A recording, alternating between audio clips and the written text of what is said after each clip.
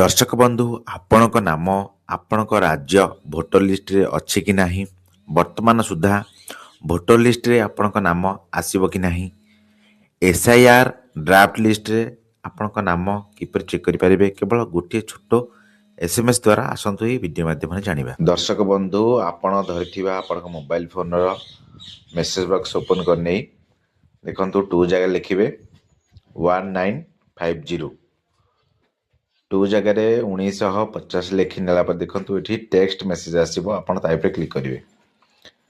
Text message ऊपर click कला परे देखंतु टेक्स्ट मेसेज ऊपर क्लिक कला परे एठा आपण शो करिवो।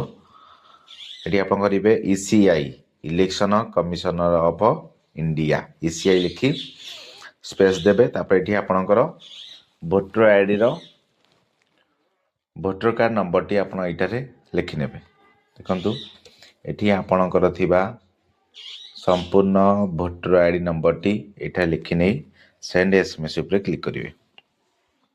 देखंतु लिखि नै सेंड मेसेज ऊपर क्लिक कला पर देखंतु एठी आपण सेंड कर नेबे। सेंड करना पर देखंतु एठी एक मेसेज आपण को अल्प समय व्यवधान रे एक मेसेज आसीबो thank you for connecting ECI election commission of India. तापर देखंतु आपण मोबाइल नंबर को एक मेसेज आसीबो। मेसेज आसला पर देखंतु एठी आपण को नाम serial number part number assembly केउंठिकर असेंबली जिला नाम स्टेट नाम सब प्रकार तथ्य आपण को सामने शो करिवो।